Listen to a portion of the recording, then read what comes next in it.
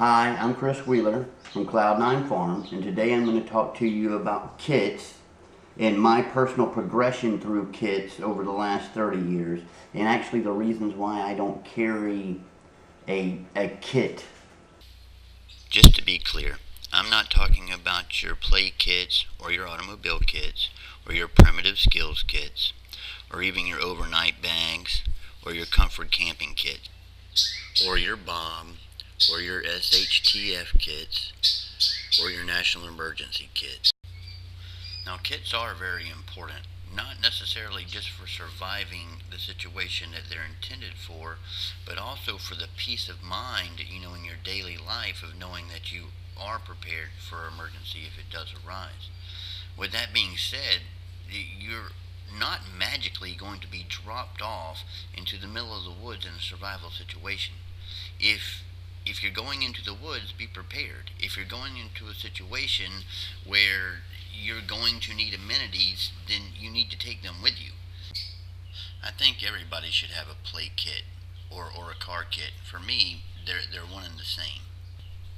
I will suggest, though, instead of your favorite things, the things that you've been collecting your whole life, as your Bushcraft kit, not be part of your car kit or your play kit if you're going to have it with you all the time. And I say this as a cautionary tale because the things that I collected over a 25, 30-year period stayed in my kit that also stayed in my car. Well, all of that stuff is gone. I'll never see it again. Not everybody in the world is as honest as they should be, and sometimes cars go missing, sometimes stuff in a car goes missing. So I wouldn't include, the things that you love. I mean, your lifelong collection, Bushcraft type items or whatnot in your car carry bag or your play bag, because the truth is you're more likely to lose something than you are to break it.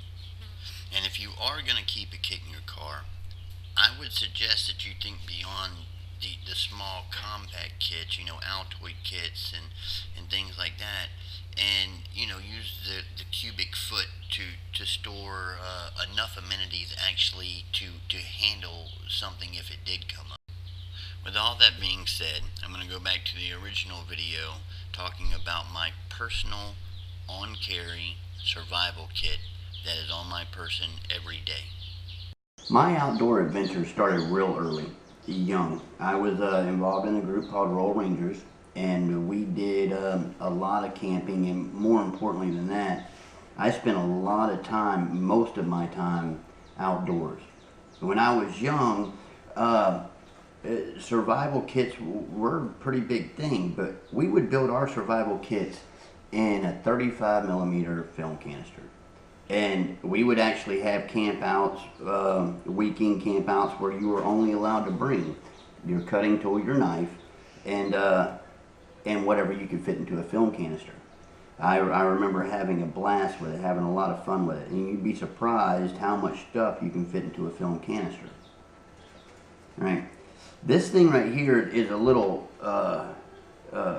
pill case, and inside this little pill case is